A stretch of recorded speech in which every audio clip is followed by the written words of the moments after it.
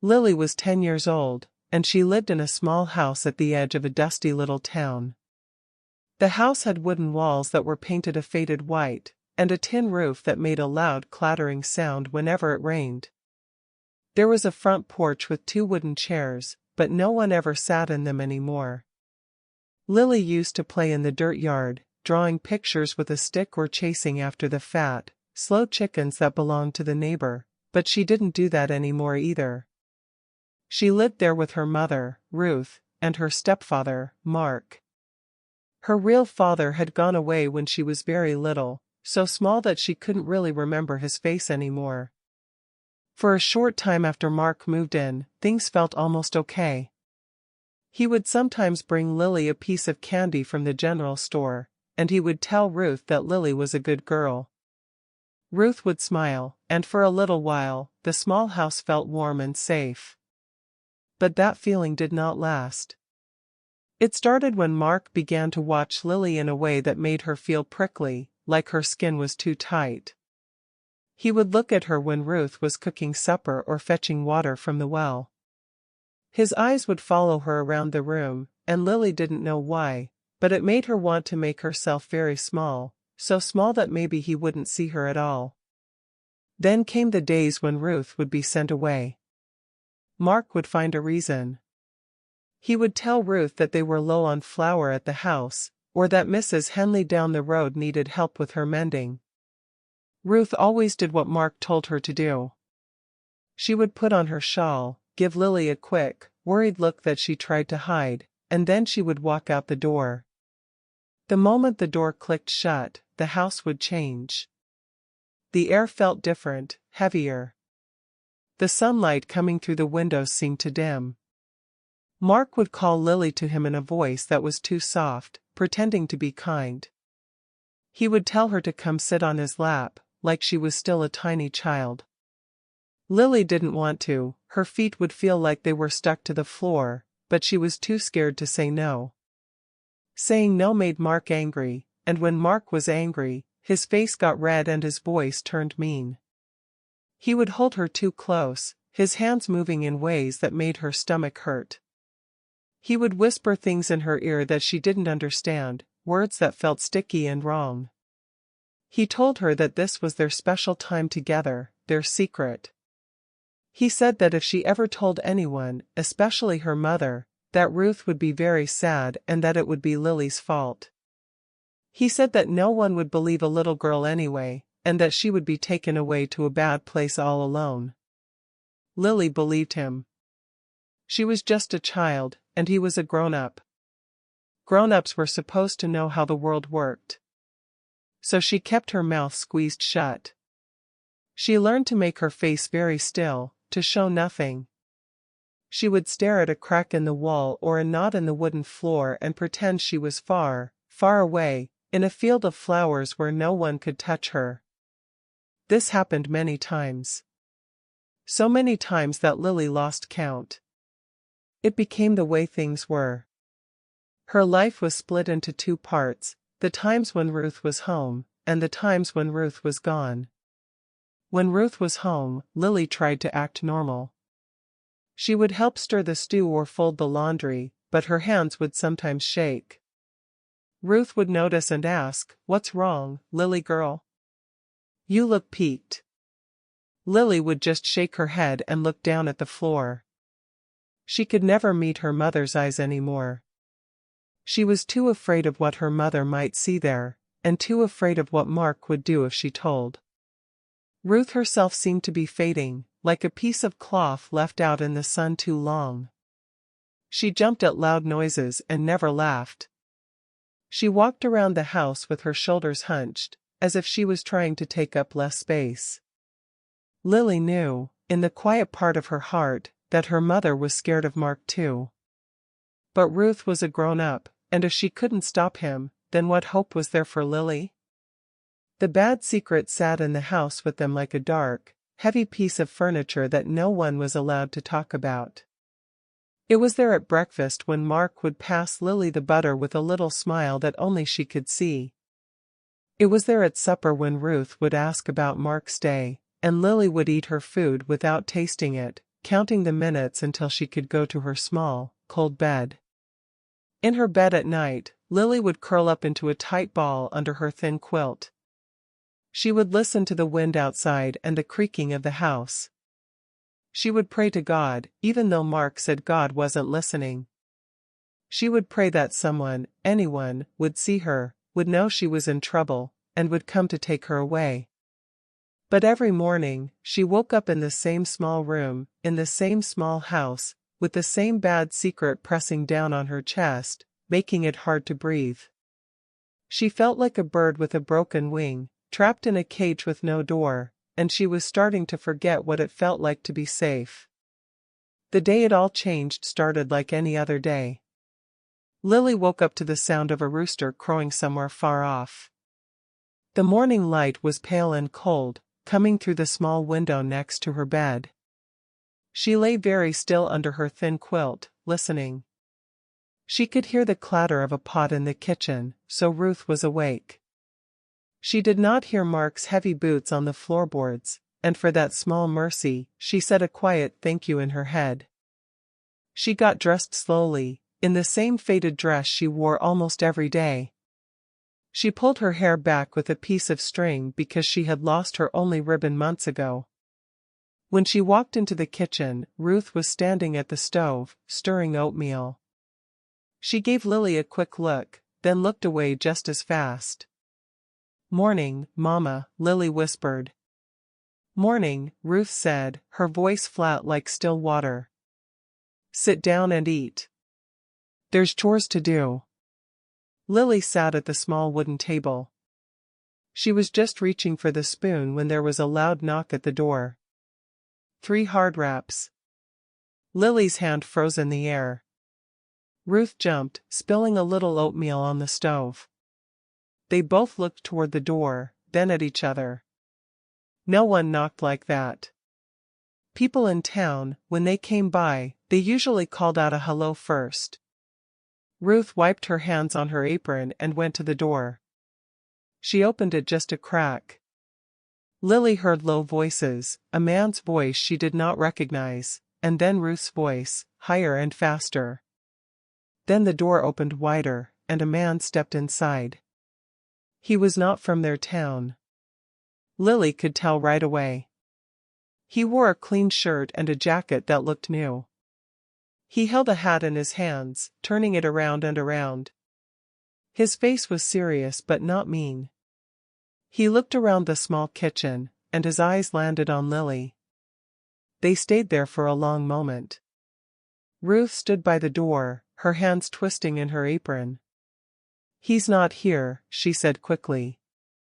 "Mark, I mean. He's gone to the next town for supplies. Won't be back until tomorrow." The man nodded slowly. He looked at Lily again. "My name is Mr. Briggs," he said to her, his voice gentle. "I work for the county. I'm here to help folks." Lily just stared at him. She didn't know what the county was. She held the spoon tight in her hand, not eating. Mr. Briggs turned back to Ruth. They talked in low voices, words Lily could not quite catch. She heard the neighbor woman's name, Mrs. Henley. She heard the word concerned and the word welfare. Ruth's face got paler and paler. She kept looking at Lily, then looking away, then back again. Her hands never stopped moving, twisting and twisting her apron until it was all wrinkled. Finally, Mr. Briggs walked over to Lily's table. He pulled out a chair and sat down, so his face was level with hers. He had kind eyes, a little tired, but kind. "Lily," he said softly, "I need to ask you some questions. And I need you to tell me the truth. Can you do that?" Lily looked past him, at Ruth. Her mother was standing by the door, her shoulders shaking a little. She was crying without making a sound. Ruth would not look at Lily. She looked at the floor, at the wall, anywhere but at her daughter. Something inside Lily, something that had been wound up tight for so long, started to loosen just a tiny bit. She looked back at Mr. Briggs. He was waiting, patient. He didn't seem angry. He didn't seem like he would yell. Lily nodded, just a little. Mr. Briggs asked her questions. Simple questions at first, about her age, about the house, about school. Then harder questions. Questions about Mark. Questions about when Ruth went away. Questions about the bad secret. Lily's voice was so small, like a mouse squeaking. The words came out slowly, stumbling over each other. She told him some things. Not everything, because some things were too hard to put into words. But she told him enough. She told him about the touches that felt wrong, about the whispers, about being so scared all the time. When she was done, Mr. Briggs reached out and gently touched her hand. "Thank you for telling me, Lily," he said. "You are very brave." He stood up and walked back to Ruth. They talked for a long time. Ruth cried harder. She kept shaking her head, then nodding, then shaking it again. At one point, she looked at Lily with such a sad, lost look that Lily had to look away. It was the look of someone who wanted to help but didn't know how, someone who was too scared to even try. Finally, Mr. Briggs came back to Lily. "Lily," he said, "you are going to come with me for a little while. We're going to find a safe place for you to stay." Lily's heart started beating very fast. "Is Mama coming?" she asked. Mr. Briggs looked at Ruth, who was now sitting in a chair, her face in her hands. "Not right now," he said gently. "Just you. Go pack your things. Just a small bag." Lily went to her tiny room. Her hands shook as she folded her extra dress, the one that was a little less faded. She put in her extra pair of socks, the ones with the hole in the toe. She looked around for something else, something that felt like her. The only thing she had was a smooth, flat stone she had found by the creek years ago. She slipped it into her pocket. That was all. When she came back out, Ruth was standing by the door. She rushed forward and grabbed Lily, hugging her so tight it was hard to breathe. "I'm sorry," Ruth whispered into her hair, over and over. "I'm so sorry, Lily girl. I'm so sorry." Then she let go. She turned and walked back into the kitchen, and she did not come back to the door. Mr. Briggs took Lily's small bag and led her outside. A wagon was waiting, pulled by a tired-looking horse. He helped her climb up onto the seat, then got up beside her. He clicked his tongue, and the horse started to walk. Lily looked back at the small white house. She saw her mother standing in the doorway, a small, still figure. She watched until the house got smaller and smaller, and then it disappeared behind a hill, and she could not see it anymore. They rode for a long time to get to the train station in the big town. Mr. Briggs tried to talk to her about the fields and the animals they passed, but Lily could not answer. Her throat felt closed up. She just held on to the edge of the wagon seat and watched the world go by. The train station was huge and loud and full of people rushing everywhere. Lily had never seen so many people. She held on to the edge of Mr. Briggs's jacket so she wouldn't get lost. He bought a ticket and put her on a train, a long line of cars pulled by a big, black engine that huffed and puffed and blew white smoke into the sky. He found her a seat by a window. "There's a man named Thomas who will meet you at the other end," he told her. "He's a good man, Lily. You'll be safe with him." The train whistle blew, a loud, lonesome sound. Mr. Briggs got off. Lily sat alone in the seat, her small bag on her lap, her hand in her pocket touching the smooth stone. The train jerked and started to move. For a long time, she just watched out the window. Houses and trees and fields rolled by, all blurred together. The sun moved across the sky. The train stopped at small towns, and people got on and off, but no one sat next to Lily. She was alone in a crowd of strangers, moving farther and farther away from everything she had ever known. She should have been scared, and she was, a deep, hollow kind of scared. But underneath that, in a tiny place she barely recognized, there was something else. A tiny flicker. Like a single spark in a pile of cold ash. She was leaving the bad secret behind. She didn't know where she was going, but she was leaving that small white house, leaving Mark, leaving the room where she curled up so tight every night. The train rattled on into the evening.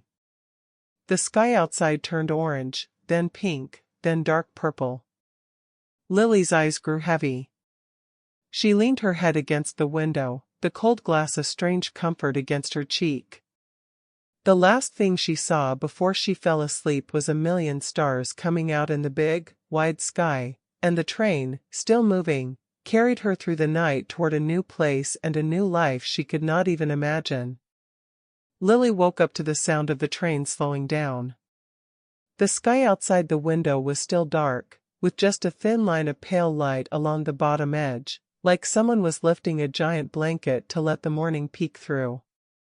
Her neck was stiff from sleeping against the glass, and her dress was all wrinkled. For a moment, she did not know where she was. Then it all came rushing back, the man Mr. Briggs, the wagon ride, her mother's face in the doorway, and the long, long night on the train. She sat up straight and looked out the window. The land outside was so different from where she used to live. There were no trees close together, no little houses clustered near each other. The land stretched out flat and wide, covered in tall grass that swayed in the wind. It went on and on until it touched the sky, which was turning pink and gold as the sun started to come up. It was the biggest, emptiest place Lily had ever seen. The train gave one last big shudder and stopped. Lily stood up, holding her small bag tight against her chest. Other people were moving toward the doors, and she followed them, stepping down onto a small wooden platform. The air outside was fresh and clean and smelled like grass and something sweet she could not name. It was cold, much colder than she expected, and she shivered. There was no big town here. Just the train station, which was really just one small building with a bench out front. And standing next to that bench was a man. He was tall and thin, with skin that was brown from working outside in the sun. He wore a faded blue shirt and trousers that had dirt on the knees. His hands were big and rough-looking, hanging at his sides. On his head was a brown hat with a wide brim. When Lily stepped off the train, he took the hat off and held it in his hands, just like Mr. Briggs had done. He did not rush toward her. He just stood there, waiting, watching her with quiet eyes. Lily walked slowly toward him, her feet feeling heavy. When she got close, he bent down a little so he could see her face better. "You must be Lily," he said. His voice was low and slow, like water moving over rocks in a creek. "My name is Thomas. I'm here to take you home." Lily just looked at him. She did not know what to say. She did not know if she could trust him. She did not know if she could trust anyone ever again. So she said nothing. She just stood there, holding her bag. Thomas did not seem upset by her silence. He just nodded, like he understood. "All right then," he said. "Let's go. It's a bit of a ride." He led her to a wagon, not like the one Mr. Briggs had, but bigger and sturdier, pulled by 2 horses instead of 1. They were big, gentle-looking horses with soft brown eyes. Thomas lifted Lily up onto the seat as if she weighed nothing at all, then climbed up beside her. He clicked his tongue, and the horses started to walk. They rode away from the tiny train station and out into the big, empty land. There were no roads, not really, just paths worn into the grass by wagon wheels. The grass was so tall it brushed against the bottom of the wagon. Lily could see for miles in every direction, and there was nothing. No houses. No people. Just grass and sky and the two horses pulling them along. Thomas did not try to make her talk. He just drove the wagon, his eyes on the land ahead. Once in a while, he would point to something, a bird flying overhead or a rabbit running through the grass, but he did not say anything about it. He just let Lily look. After a long time, maybe an hour or more, Lily saw something ahead. It looked like a small bump on the flat land at first, but as they got closer, it grew into buildings.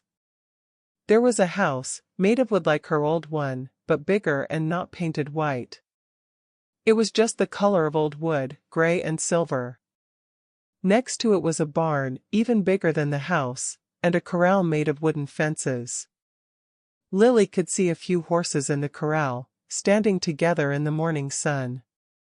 As they got closer, she also saw a woman. She was sitting on the porch of the house, in a wooden rocking chair, working on something in her lap. She was round and soft-looking, with gray hair pulled back in a bun and a flour sack apron tied around her middle. When she saw the wagon coming, she set her work down and stood up, a big smile spreading across her face. Thomas pulled the wagon to a stop in front of the house. He climbed down and then reached up to help Lily. Her legs felt wobbly when she stood on the ground. The woman came down off the porch, walking toward them with her arms open wide. For a terrible moment, Lily thought the woman was going to hug her, and she tensed up, getting ready to pull away. But the woman stopped just before she got close. She saw the look on Lily's face, the fear, and she let her arms drop to her sides. "Well, hello there, little one," the woman said softly. "My name is Martha. I live just over that hill there."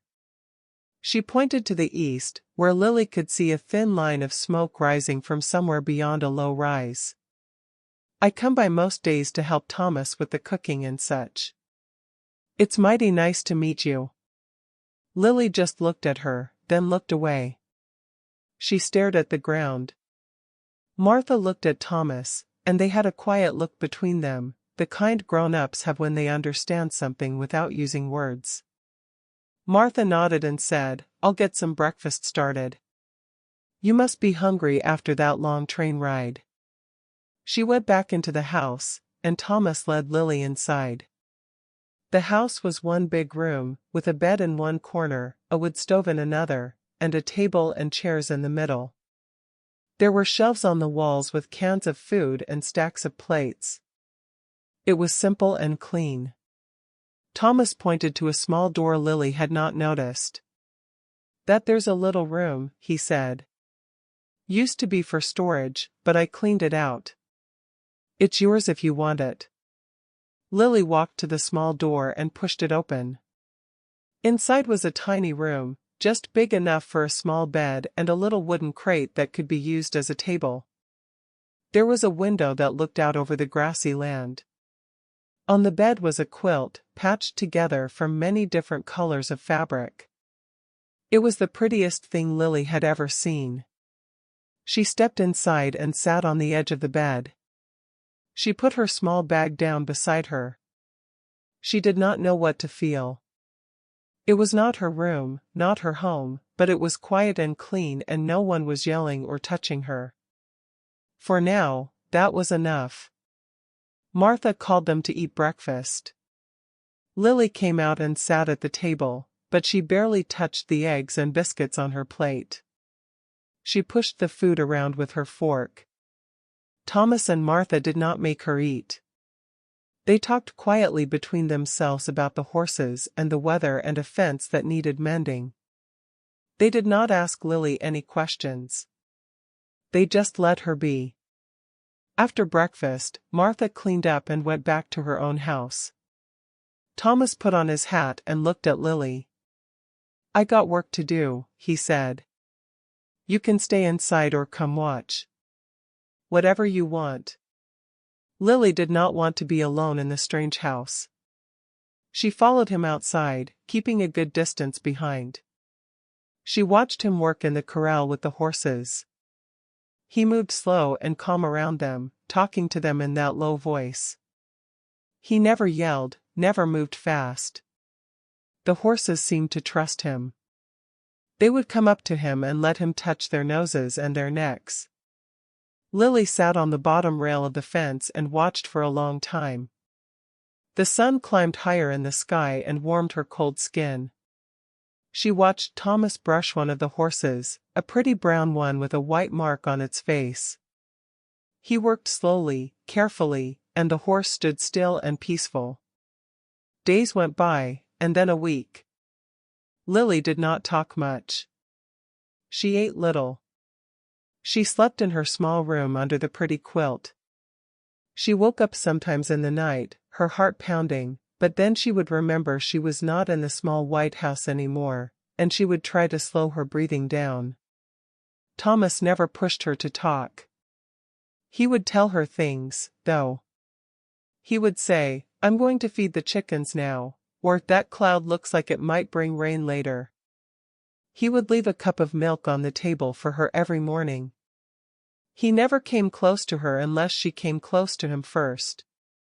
One day, she followed him to the chicken coop. She stood outside and watched as he scattered grain on the ground and the chickens ran to peck at it. A few of the hens were sitting on nests. Thomas pointed to them. "Them ones are setting on eggs," he said. "In a few weeks, there'll be baby chicks running around. You can watch them grow if you want." Lily looked at the hens. They looked so peaceful, just sitting there. She thought about baby chicks, so small and yellow and new. She thought maybe she would like to see them. Another day, Martha came by with a basket of apples. She sat on the porch and started cutting them up for a pie. Lily was sitting on the edge of the porch, not too close, not too far. Martha did not try to make her talk. She just worked on her apples and hummed a little tune. After a while, she held out a slice of apple to Lily. "These are from my tree," Martha said. "Sweetest apples you ever tasted." Lily looked at the apple slice. Her hand reached out and took it. She bit into it slowly. It was sweet, just like Martha said. She ate the whole slice. Martha smiled, a small, quiet smile, and went back to cutting apples. That night, Lily lay in her small bed under the pretty quilt. She listened to the wind outside, how it whispered through the grass. She listened to the creak of the house, but it was a friendly creak, not a scary one. She thought about Thomas and his slow, gentle way with the horses. She thought about Martha and her sweet apples and her soft humming. She thought about the baby chicks that would come soon. She was still scared. She still jumped at loud noises. She still had bad dreams. But for the first time since she could remember, when she woke up in the middle of the night, she did not feel completely alone. There was a man in the other room who kept a cup of milk on the table for her every morning. There was a woman over the hill who brought sweet apples and did not push for hugs. The tiny spark inside her, the one that had flickered to life on the train, was still there. It had not gone out. And in this quiet place, with these quiet people, it seemed to glow just a little bit brighter. The weeks turned into months, and the seasons began to change. The tall grass that stretched out in every direction started to turn from green to gold, and the air got a little crisper in the mornings. Lily had been at Thomas's ranch for long enough that the small room with the pretty quilt no longer felt strange. It felt like her room now. She had arranged her few things just so. The smooth stone from the creek sat on the wooden crate next to her bed. Her extra dress hung on a nail on the wall. It was not much, but it was hers. She still did not talk much. The words were inside her, but they felt stuck, like they were trapped behind a door that she could not open. Thomas never seemed to mind. He would talk to her anyway, telling her about his day, about the horses, about the weather. He would ask her simple questions, like, "Are you hungry?" or "Do you want to sit outside?" But he never got upset when she only nodded or shook her head. He just accepted it, the same way he accepted the rain or the wind or the hot sun. Martha came by almost every day. She would bring things in her basket, loaves of bread still warm from her oven, jars of jam she had made herself, vegetables from her garden. She would come into the house and start working, cleaning or cooking or mending, and she would talk to Lily in her soft, easy way. She talked about her own garden, about the silly things her chickens did, about recipes her own mother had taught her long ago. She did not seem to need Lily to answer. She just seemed to want Lily to be there. One afternoon, Martha was sitting at the table, working on a big pile of mending. There were socks with holes in the toes, shirts with missing buttons, trousers with tears in the knees. Martha's needle moved in and out of the fabric, quick and sure. Lily sat on the floor nearby, watching. She had never seen anyone mend clothes before. In the old house, when things got torn, they just stayed torn. Martha noticed Lily watching. She held up a sock with a long hole in the heel. "See this?" she said. "Most folks would throw this away. But with a little work, it can be good as new." She showed Lily how she wove the needle back and forth, pulling the hole closed until you could barely see where it had been. Lily watched for a long time. Then, without saying anything, she moved a little closer. Martha smiled but did not say anything. She just kept working.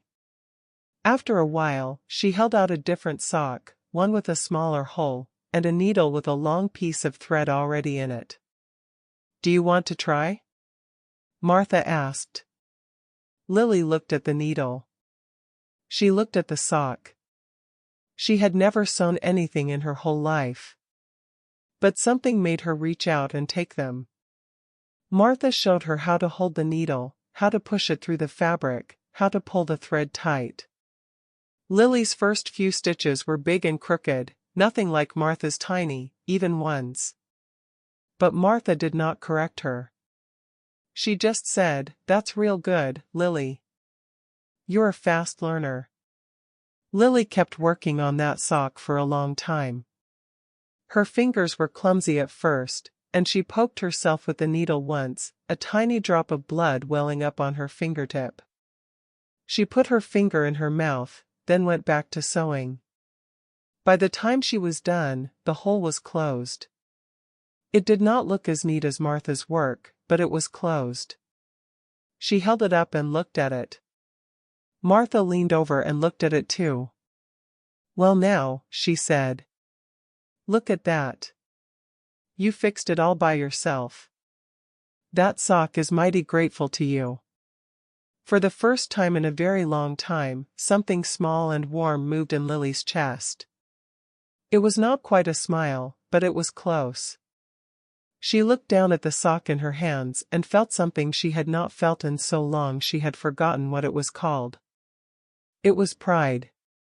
From that day on, Lily started helping Martha with the mending whenever she came. She got better at it, her stitches growing smaller and more even. Martha taught her how to sew on a button, how to patch a tear in a pair of trousers, how to darn a sock so the hole did not come back. Lily liked the work. It gave her hands something to do, and it made her feel useful, like she was contributing something to this quiet household. The horses were another thing that started to draw her out. She spent more and more time at the corral fence, watching Thomas work with them. There was one horse in particular that caught her attention. It was a small, gentle mare the color of caramel, with a soft white mane and big, dark eyes that looked at Lily with quiet curiosity. Thomas called her Butter. One day, Lily was sitting on the bottom rail of the fence as usual when Butter walked over to her. The horse stopped right in front of Lily and lowered her head, her warm breath blowing softly against Lily's cheek. Lily sat very still, not sure what to do. Butter just stood there, patient and calm. Thomas came up beside her, moving slow so he would not startle either of them. "She likes you," he said quietly. "Horses know. They can tell when someone has a kind heart." Lily looked at Butter's big, soft eyes. Slowly, so slowly, she reached out her hand. Her fingers touched the horse's nose. It was warm and velvety soft. Butter did not move. She just stood there, letting Lily touch her. Lily's hand moved up, stroking the soft fur on Butter's face. A feeling washed over her, a feeling she could not name. It was peace, maybe. Or safety. She did not know. But she knew she did not want to stop. After that, Lily went to the corral every day. Thomas showed her how to brush Butter's coat, how to talk to her in a soft voice, how to move slowly so the horse would not get scared. He taught her that horses, like people, needed to trust you before they would let you close. Lily understood that better than Thomas probably knew. One afternoon, Thomas asked her if she wanted to sit on Butter's back. Lily's heart jumped into her throat. The thought of being up so high, on top of such a big animal, was terrifying. But she looked at Butter's gentle eyes, and she looked at Thomas's calm face, and she nodded. Thomas lifted her up and set her on Butter's back. She sat there, stiff and scared, holding onto the horse's mane with both hands. Thomas walked beside them, leading Butter slowly around the corral. Round and round they went, the horse's big body moving gently underneath her. By the time they stopped, Lily was not scared anymore. She was smiling. A real smile, the first one in so long. The days grew shorter as autumn settled over the ranch. The golden grass turned brown, and the wind grew colder. Lily spent more time inside with Martha, learning to bake bread and roll out pie crusts. She learned how to knead dough, pushing and folding it over and over until it was smooth and elastic. She learned how to peel apples and slice them thin for pies. She learned how to set the table and wash the dishes and sweep the floor. One evening, as the sun was setting and painting the sky in shades of orange and purple, Lily was sitting on the porch with Thomas and Martha. They were just sitting, watching the colors change, not saying much. Lily was wrapped in an old quilt to keep warm. Martha was rocking gently in her chair. Thomas was leaning against a post, his hat pushed back on his head. It was so quiet and peaceful. The fear that usually lived in Lily's chest, the constant tightness that had been there for so long, had faded to almost nothing. She felt safe. She felt like she belonged. And then, without planning to, without meaning to, she started to talk. It came out slowly at first, in bits and pieces. She talked about the small white house. She talked about how Mark would send Ruth away. She talked about the touches that felt wrong, the whispers, the bad secret she had to carry all by herself. She talked about how scared she was all the time, how she would curl up in her bed at night and pray for someone to save her. She talked about her mother's sad, scared face, and how she wished Ruth had been brave enough to help. The words poured out of her like water from a broken cup. She could not stop them. Tears ran down her cheeks, but she kept talking, her voice small and shaky but determined. Thomas did not move. He did not interrupt. He just listened, his face still and sad. Martha reached over and took Lily's hand, holding it tight in her own warm, soft hand. She did not say anything either. She just held on.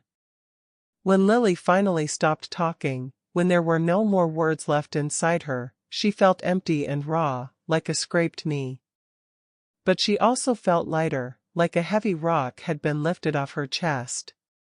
She had told someone. She had said the words out loud, and the sky had not fallen. The world had not ended. Thomas waited a long moment, letting the quiet settle around them. Then he turned to look at her, his eyes kind and steady in the fading light. "Lily," he said, his voice low and rough with feeling. "What happened to you, what that man did, it was not your fault. Not one bit of it.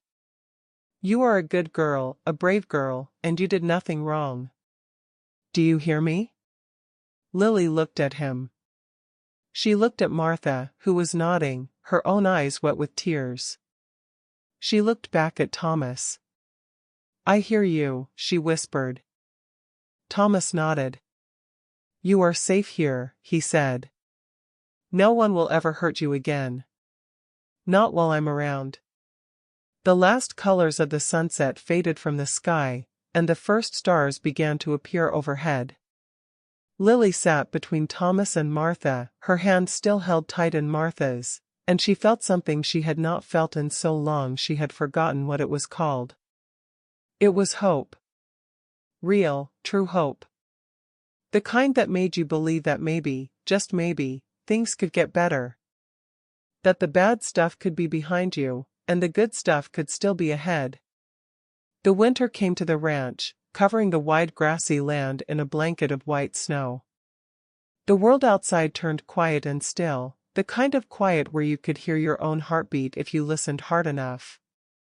Lily spent many days inside the warm house, sitting by the wood stove with a piece of mending in her lap or helping Martha bake bread that filled the whole place with a smell so good it made your mouth water just thinking about it. The snow did not stop Thomas from working. Every morning he would go out to the barn to feed the horses and check on the animals. He would come back inside with snow on his hat and his shoulders, his cheeks red from the cold, and Lily would have a cup of hot coffee waiting for him on the table. It was a small thing, but it made her feel good to do it. It made her feel like she was part of things. One cold morning, Thomas came in from the barn and sat down at the table. He did not take his hat off right away. He just sat there, turning it in his hands, the way he did when he had something on his mind. Lily was at the stove, stirring a pot of oatmeal. She looked at him, waiting. "Lily," he said finally. "Come sit down a minute. I need to talk to you about something." Her heart gave a little jump. Talk about something? That could be good or bad. She put down the spoon and came to the table, sitting across from him. She folded her hands in her lap and waited. Thomas looked at her for a long moment. His eyes were soft, the way they always were when he looked at her. "I've been thinking," he said slowly. "You've been here quite a while now. Almost a whole year, near as I can figure. And in that time, I've watched you grow. I've watched you get stronger. I've watched you learn to sew and cook and take care of the chickens. I've watched you make friends with Butter, and I've watched you start to smile again." Lily listened, not sure where this was going. Thomas took a deep breath. "I know I'm not your real pa," he said. "I know I can't replace him, or even make up for all the bad stuff that happened to you before you came here. But I want you to know something. This here is your home now. This house, this ranch, it's your home for as long as you want it. And Martha, she feels the same way. We want you to stay. Forever."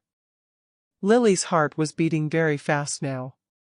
She did not quite understand what he was saying. Thomas leaned forward a little. "What I'm trying to say, Lily, is that I would be honored if you would let me be your family.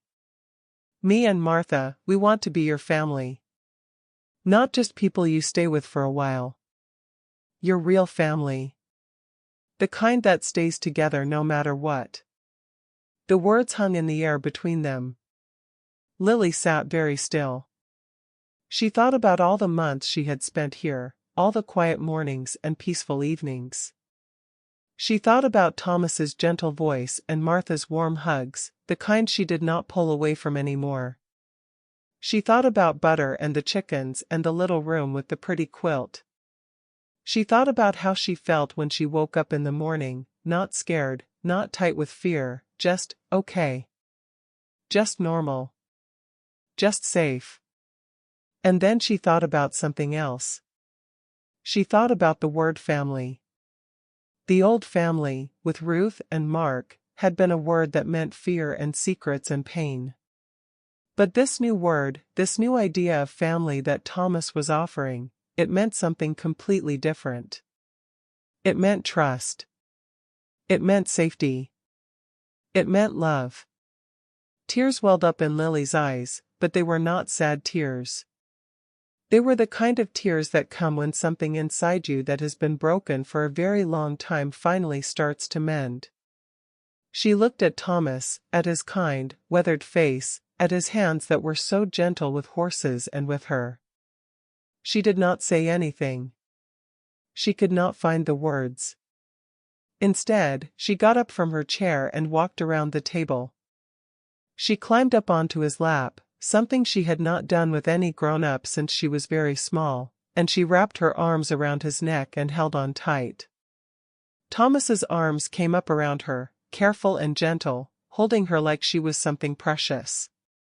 He did not say anything either. He just held her, right there in the warm kitchen with the snow falling softly outside the window. After a long time, Lily pulled back and looked at him. Her face was wet with tears, but she was smiling. A real, true, from-the-heart smile. "Okay," she whispered.